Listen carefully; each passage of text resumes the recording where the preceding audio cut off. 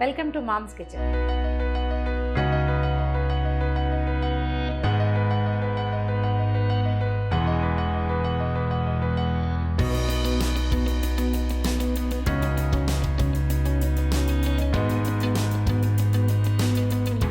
చాలా ముక్కలు కనిపిస్తున్నాయి కదా, సొరకాయ, తర్వాత ఏమో చిలకడ దుంప, గుమ్మడికాయ ముక్కలు, ములక్కాడలు, వంకాయ ముక్కలు, టమాటాలు, కరివేపాకు, ఈ మొత్తం కలిపి ముక్కల పులుసు చేసుకుందామండి. పెళ్ళిళ్ళల్లో బాగా కనపడుతూ ఉంటుంది. భోజనాల్లో ముక్కల పులుసు వడ్డిస్తారు. మా ఇళ్లలో రెగ్యులర్గా ముక్కల పులుసే ఉంటుంది. పప్పు వేసి చేసే పులుసు అప్పుడప్పుడు, తర్వాత సాంబార్ ఎప్పుడైనా. ముక్కల పులుసు వెరీ ఫ్రీక్వెంట్గా 2-3 రకాల ముక్కలు ఉన్నా చాలు. వంకాయ, టమాటా, బీరకాయ, బెండకాయ ఉన్నాయనుకోండి, వంకాయ, టమాటా, బెండకాయ ఉన్నా ముక్కల పులుసు చేసుకోవచ్చు. ఏవి లేకపోతే ఒడియాలు వేసైనా పులుసు చేసేసుకోవచ్చు. పల్చటి పదార్థం ఉంటే అన్నం తింటాం, హాయిగా ఉంటుంది. ఈ శీతాకాలం మరీ బాగుంటుంది, వర్షాలు వస్తున్నాయి కదా. సో సింపుల్ అండ్ ఈజీగా చేద్దాము. ముందు ఒక మంచి గిన్నె, మనం ఏ గిన్నెతో పదార్థం చేయదలుచుకున్నామో అదొకటి పెట్టుకోండి స్టవ్ మీద. దీంట్లో ఒక 2 స్పూన్లు నూనె వేసి, గిన్నె పొడిగా ఉండాలండి, నేను ఆ మాట చెప్పలేదనుకునేరు. పొడి గిన్నెలో తాలింపు వేసేస్తాం, ముక్కలు అందులోకి షిఫ్ట్ చేస్తాం. పైన తాలింపు కాదు, తాలింపులోనే ముక్కలు వేయటం.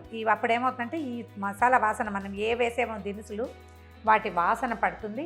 ఆ గింజలన్నీ బాగా ఉడుకుతాయి. పులుసుకి రుచి ఏంటంటే ఇందులో వేసిన మెంతులు, మినపప్పు, ఆవాలు పులుసుతో పాటు ఉడికితే కనుక ఒక డిఫరెంట్ వాసన వస్తుంది. పై తాలింపుల వల్ల రుచి రాదు, జస్ట్ వాసనే వస్తుంది. అండ్ వాటి తాలూకు హెర్బ్ తాలూకు, అంటే మనం ఏ పదార్థాన్ని వేస్తున్నామో దాని బెనిఫిట్ని మనం పూర్తిగా పొందలేం. అది పొందాలి అంటే మొదట వేయాలి. ఇది ఒక కొత్త మెథడ్ అనుకోండి. కొన్ని ఇళ్లలో చేస్తారు, కొంతమంది చేయరు. పైన తాలింపు వేస్తారు మామూలుగా, అది అందంగా కనపడాలని. మనకు అందం వద్దు, ఆరోగ్యం చాలా ఇంపార్టెంట్. ఒక 1/2 టీ స్పూను మెంతులు. ఈ మెంతులు కొంచెం వేగాక మిగిలిన తాలింపులు వేసుకోవాలండి. ఒక ప్లస్ పాయింట్ ప్రతిసారి చెప్తూ ఉంటాను, ఆవాలు కనుక మనం దుక్క ఆవాలు తీసుకుంటే ఆవాలు మొదట వేసుకోవాలి ప్రతి తాలింపులో కూడా, చివర వేయకూడదు. చివర వేస్తే ఆవా వేగదు అసలు.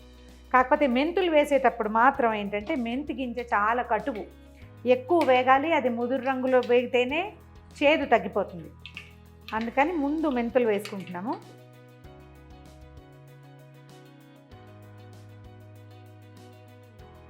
మెంతులు కాస్త ముదరనివ్వండి. ఆ ముదిరిన మెంతులు పులుసులో ఉడికిపోతే భలే రుచిగా ఉంటాయి. పారేక్కర్లా, తినేయచ్చు. మెంతులు వేగినాయి. ఒక 1/2 టీ స్పూన్ ఆవాలు. ఆవాలు మెంతులు కూడా చిటపట్లాడాక అదే 1/2 టీ స్పూన్ మినపప్పు. ఒక 1/4 టీ స్పూన్ జీలకర్ర.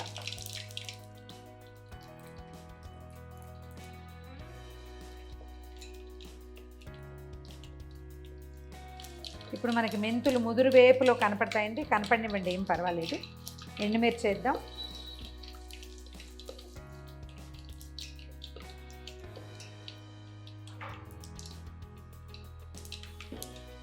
ఒక చిటికెడు ఇంగువ, తర్వాత ఓ చిటికె పసుపు వేసాక ఈ కరివేపాకు దూసి కడిగి శుభ్రంగా ఉంచుకోండి దాన్ని. ఇప్పుడు ఈ ముక్కలన్నిటినీ వేసేద్దాం. వంకాయ ముక్కలు, బెండకాయలు కూడా వేసుకోవచ్చండి, బాగుంటుంది. తర్వాత సొరకాయ ముక్కలు. ఇంకా చిట్టి ముక్కలు చేస్తే పులుసులో కలిసిపోతాయి. నాకు కనపడితే ఇష్టం, కొంచెం పెద్ద ముక్కలు తరుగుతాను నేను. సంతర్పణ పులుసులాగా ఉంటుంది ఇంచుమించుగా. తర్వాత ఏమో ఈ మన చిలకడ దుంపలు, తర్వాత గుమ్మడి ముక్కలు, ములక్కాడలు. కొంచెం ఎక్కువ పులుసే చేసుకుంటున్నాము. మనము 2 లేదా 3 ఉంటే ఇందులో సగం కంటే తక్కువ చేసుకున్నా సరిపోతుంది. ఒక్కసారి ముక్కలు పైకి కిందకి కదిపేద్దాం. దీనికి సరిపడా ఉప్పు వేస్తే, ఉప్పులో ముక్కలు ఉడికిపోతే బాగా చక్కగా ఉప్పు పడుతుందన్నమాట.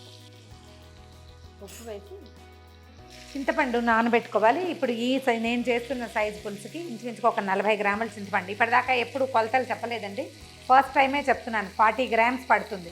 మనం చేత్తో పట్టుకుంటే ఒక పెద్ద సైజు నిమ్మకాయ అంత మాత్రం ఉప్పు చింతపండు కావాల్సి వస్తుంది. కొంచెం చింతపండు పులుసు ఇందులో పోద్దాం, చాలా కొంచెం. మిగిలింది తర్వాత వేసుకుందాం. ఎందుకంటే ఇది కొద్దిపాటి నీళ్ళల్లో ఉడకనిస్తే ముక్కలు ఈవెన్గా ఉడుకుతాయి. పల్చటి పులుసు వేసుకుని మూత పెట్టి ఉడకనివ్వాలి. ఒకసారి ముక్కలు కదపండి. ఈ మనం పోసిన పులుసు నీళ్ళలో నిదానంగా ముక్కలు ఉడుకుపెట్టాక దీని సంగతి చూద్దాం. మూత పెట్టేద్దాం. మీన్ వైల్ మనం ఇంకో పని చేద్దామండి. దీన్ని పక్క స్టవ్ మీదకి మార్చేస్తాను. నిదానంగా ముక్కలు ఉడుకుతూ ఉంటాయి. ఈ ముక్కల పులుసులోకి సాంబార్ పొడి ఉంటే వేసుకోవచ్చు. పులుసు పొడి ఒకటి ప్రత్యేకంగా చేసుకోవచ్చు. పొడి చేసి అందులో వేసుకుందాం. ఇది ఫ్రెష్గా అంటే ఎక్కువ ఏదైనా చిన్న చిన్న ఫంక్షన్స్ ఉన్నప్పుడు చేసుకోవచ్చు. ఎక్కువ చేసి పెట్టుకుని పులుసు పొడిలాగా వాడుకోవచ్చు, చారు పొడిలా వాడుకోవచ్చు. ఎప్పుడైనా అత్యవసరమైతే కూర పొడిలాగా కూడా వాడుకోవచ్చు. తాత్కాలిక పొడి కొంచెం చిన్న చిన్న పదార్థాలే, బట్ ఇందులోకి ఏంటంటే ఫ్రెష్గా చేస్తే వాసన చాలా బాగుంటుంది. మూకుడు వేడెక్కాక కొంచెం అంటే ఒక పావు స్పూను మెంతులు ఇవన్నీ ఓసారి వేయించేసుకోవచ్చండి. తర్వాత ఓ 2 స్పూన్ల ధనియాలు, 1 స్పూను శనగపప్పు, స్పూన్ కందిపప్పు, తర్వాత 1 స్పూను మినపప్పు. వీటితో పాటుగా ఒక పావు టీ స్పూన్ మిరియాలు, ఒక పావు టీ స్పూను బియ్యం, ఒక పావు టీ స్పూన్ జీలకర్ర, ఇవన్నీ కలిపి వేయించేసేయండి. వీటికి ఏంటంటే మనం పులుసులో పప్పు వేయం. పులుసు ఒటిగా ముక్కలేసి ఉడికిస్తే ఏమవుతుంది, తీర్థానికి తీర్థం ప్రసాదానికి ప్రసాదంగా ఉంటుంది. అలా కాకుండా దానికి ఒక టెక్స్చరు చిక్కదనం రావడం కోసం ఈ పప్పులన్నీ వేయించి వేసుకుంటాం. ఇది ఎన్ని రోజులైనా నిల్వ ఉంటుందండి, వాసన మారదు. అయితే డ్రైగా వేయించేసుకుని పొడి కొట్టి పెట్టుకోవాలన్నమాట. మిరపకాయలు చివరికి వేసుకుందాము. ఇవి దోరగా వేయిస్తే సరిపోతుంది.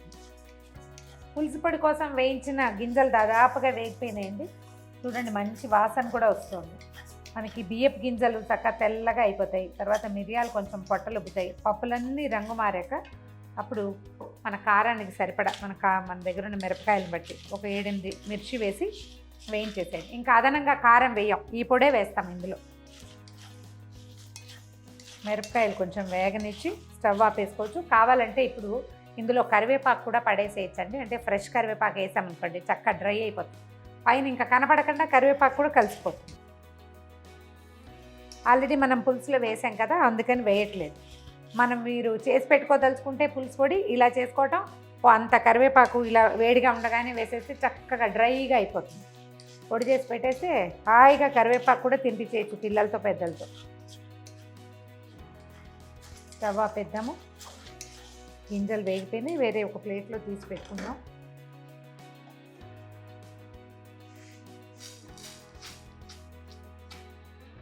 చల్లార్చి మెత్తగా పొడి చేసి పెట్టుకుంటే ఇది పులుసు పొడిగా వాడేసుకోవచ్చు. మళ్ళీ మన పులుసు గిన్నెని ఈ హై ఫ్లేమ్ నుంచి మీడియం ఫ్లేమ్లోకి మార్చేద్దాం. ముక్కలన్నీ నిదానంగా చక్కగా ఈవెన్గా ఉడకాలన్నమాట. ఎలా ఉందో చూద్దాం ఒకసారి. ఇదిగో ముక్కలు ఉడుకుపట్టేసినాయి.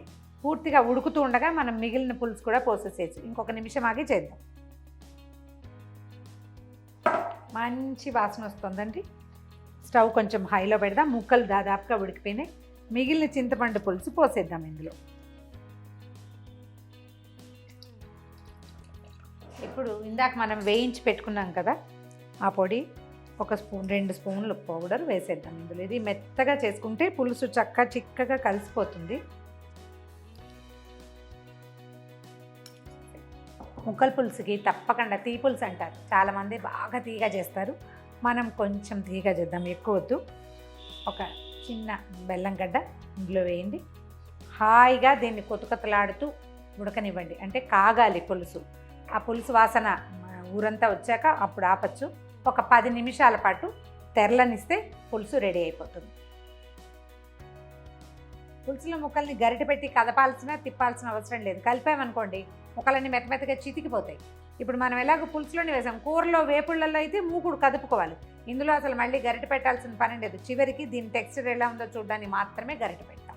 మన పులుసు బాగా తెరులుతోందండి, మంచి వాసన వస్తుంది. ఇందులో ముక్కలు బాగా ఉడికినట్టు కనపడుతున్నాయి. ఇలాంటి చిక్కదనం వస్తుంది. ఏగోండి,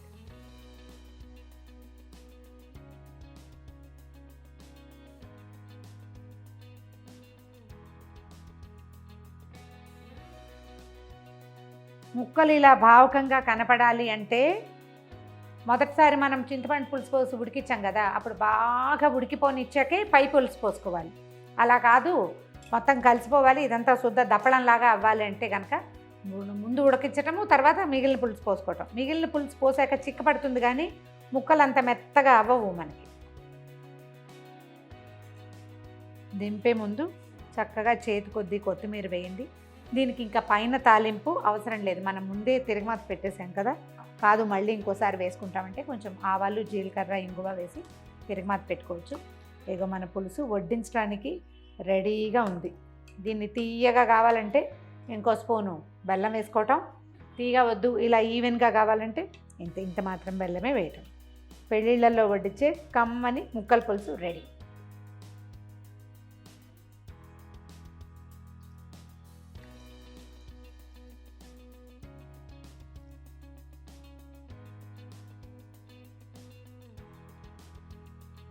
మన ముక్కల పులుసు రెడీ అయిందండి. మీరు కూడా ట్రై చేసి చూడండి ఈ మెథడ్లో. ఈ వీడియో కనుక మీకు నచ్చినట్లయితే లైక్ చేయండి, షేర్ చేయండి. మరిన్ని ఇంట్రెస్టింగ్ వీడియోస్ కోసం సుమన్ టీవీ మామ్స్ కిచెన్ని సబ్స్క్రైబ్ చేసుకోండి.